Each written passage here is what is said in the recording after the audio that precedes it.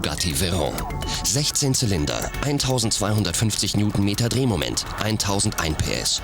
Ein Auto motorisiert wie ein Privatjet. Pro PS zahlen die Kunden 1000 Euro. Das macht 1,1 Millionen Euro Grundpreis. Vorausgesetzt, der Kunde lässt sich nicht noch Diamanten ins Cockpit einarbeiten. Braucht die Welt wirklich ein solches Auto? Ich glaube, ein Auto von A nach B zu fahren, braucht man dieses Auto nicht. Aber brauchen Sie die Uhr, die $1 Million kostet? Brauchen Sie auch nicht. Also wenn man Kunstwerke bejaht, dann braucht man dieses Auto. Autofahren als Kunsterlebnis? Bei der VW-Tochter Bugatti spricht man gern vom Mythos Bugatti. Andere nennen es Wiederbelebung einer toten Marke. Firmengründer Ettore Bugatti hat Bildhauerei studiert, wendet sich aber 1909 dem Automobilbau zu. Er will von Anfang an die besten und luxuriösesten Autos bauen. Im Rennsport erzielen seine Modelle unglaubliche Reinerfolge.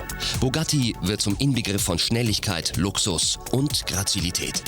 Wenige Namen werden so mit Ehrfurcht zitiert wie der von Ettore Bugatti. Weil wir uns nämlich immer gefragt haben, wie hätte er, wenn er lebte, so ein Auto gebaut. Der Veyron hat so viele Zylinder wie andere Autos Ventile. Konsequent hat man sich bei der Konstruktion am Rennsport orientiert. Die Technologie ist im Wesentlichen alles Formel-1-Technologie und das sind auch die Firmen, die normalerweise Formel-1-Fahrzeuge und Motoren, nicht aber Getriebe machen. Wir haben ein Monocoque aus Kohlefaser, wir haben Alurahmen vorne und hinten, haben Kohlefaserbremsen. 335er Reifen hinten.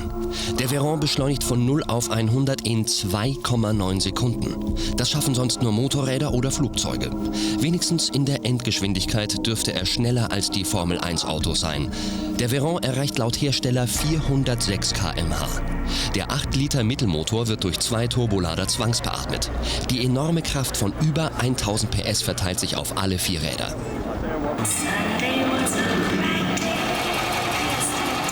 Das legendäre Oldtimer-Treffen von Pebble Beach in Kalifornien. Millionäre putzen ihre Autos hier ausnahmsweise selbst. Die Akribie, die Putzwut ist selbst Legende.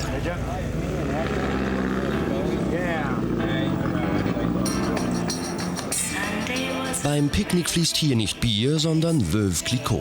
Die Atmosphäre in Pebble Beach ist etwas gediegener als beim 24-Stunden-Rennen am Nürburgring. Auch amerikanische Prominente sind hier unterwegs. Das ist die ultimative Show. Milliardäre rennen Millionäre über den Haufen. Sowas würde ich Spaß nennen. In Pebble Beach sieht man die wenigen heute noch erhaltenen Bugattis in einer Dichte wie in Rom Fiat Puntos. Jedes dieser Autos eine Kostbarkeit und mit Geld kaum zu bezahlen. Pebble Beach ist aber nicht nur Oldie-Treffen. Pebble Beach heißt auch Großkampftag für die Hersteller. Derart viele autoverrückte Millionäre auf einem Golfplatz gibt es nirgendwo sonst auf der Welt. So leicht kommt man nur hier an Kunden. Nur in dieser Liga fallen 1,1 Millionen Euro Grundpreis für ein Auto nicht wirklich auf. Der Veyron ist nicht so hübsch, wie ich mir das wünschen würde. Denn die Aerodynamikvorgaben bei einem solchen Auto lassen einfach nicht so viel Spielraum, wie man es sich vielleicht gerne vorstellen würde. Jay Leno ist Besitzer dieses Bugatti Typ 40 von 1927 mit dem typischen Hufeisengrill. Bugatti stand seit jeher im Automobilbau für das unnachahmliche Kunststück Schnelligkeit mit Anmut zu verschmelzen.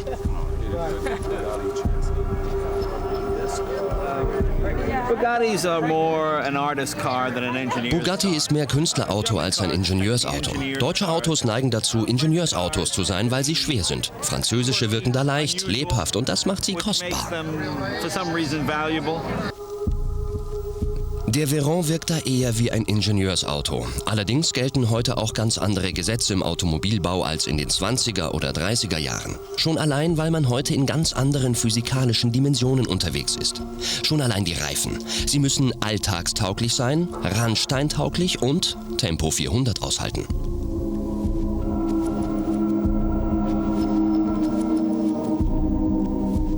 Doch so schön wie der Veyron im Innenraum wirken mag, seit Jahren schon wird er auf Messen herumgereicht. Die Markteinführung wurde verschoben, eine öffentliche Fahrvorstellung kurzfristig abgesagt.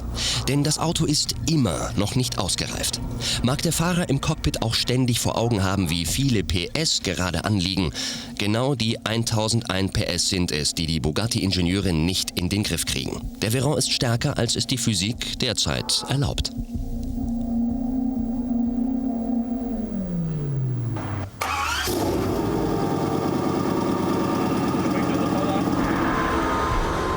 Womöglich hat sich Bugatti zu viel auf die Schaufel gepackt. Es ist das maximale Drehmoment von 1250 Newtonmeter, dem bis heute kein Pkw-Getriebe gewachsen ist. 1250 Newtonmeter, das ist längst Lkw-Niveau.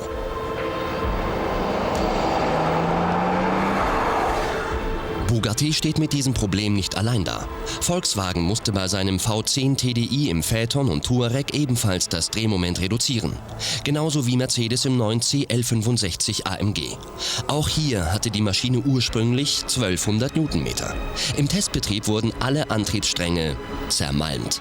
Deshalb wird der CL65 nur mit gedrosseltem Motor auf den Markt kommen. Doch das Verkaufsargument des Veyron sind nun mal 16 Zylinder und 1001 PS. Da versucht das Marketing womöglich, die Physik zu besiegen. Zumal ja noch eine Sportversion mit 1100 PS angekündigt wurde. Viel Zeit hat Bugatti auf jeden Fall nicht mehr, dieses Auto auf den Markt zu bringen. Sonst könnte es sein, dass man mit dem Namen Veyron den Sieg der Physik über den Größenwahn verbindet.